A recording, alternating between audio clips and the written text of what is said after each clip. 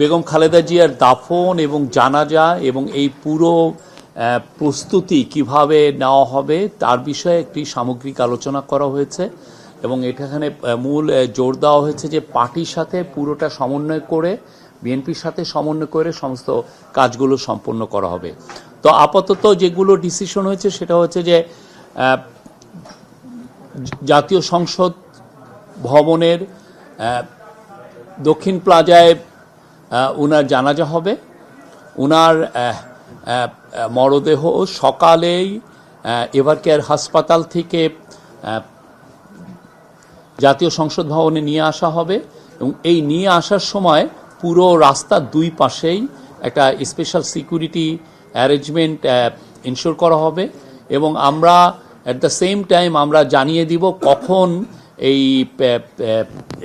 এই পুরো গাড়ি মরদেহবাহী গাড়িটা কখন রওনা দিবে এবং এটাকে ফুল রাষ্ট্রীয় অনারে ওনাকে নিয়ে আসা হবে দক্ষিণ প্লাজায়, জাতীয় সংসদ ভবনের দক্ষিণ প্লাজায়। সেখানে জানাজা হবে। জানাজায় মাননীয় চিফ অ্যাডভাইজার থাকবেন আর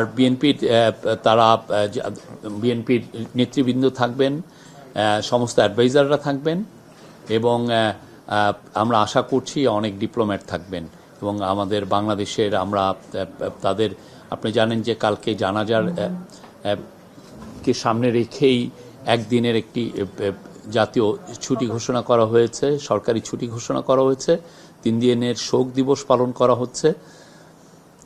আর পুলিশের তরফ থেকে, সিকিউরিটি এজেন্সির তরফ থেকে প্রত্যেকটা বিষয় আবার নতুন করে রিভিউ করা হয়। কিভাবে আপনারা জানেন কিছুদিন আগে একটি বড় জানাজা হয়েছে, ফলে পুলিশের এবং সিকিউরিটি এজেন্সিগুলোর নিজেদের মধ্যেই কিছু প্রস্তুতি অলরেডি ছিল, কিন্তু এখন আরও বড় আকারে কিভাবে প্রস্তুতি নেওয়া যায় সেই বিষয়ে খুব নিবিড়ভাবে আলোচনা হয়েছে। বেরিয়ালের ওইখানে অবশ্য আমরা যথেষ্ট সিলেক্টেড পিপল থাকবেন, কেননা এই পুরো জায়গাটুকু খুব কনজেস্টেড স্পেস, সবার জন্য উন্মুক্ত থাকবে না।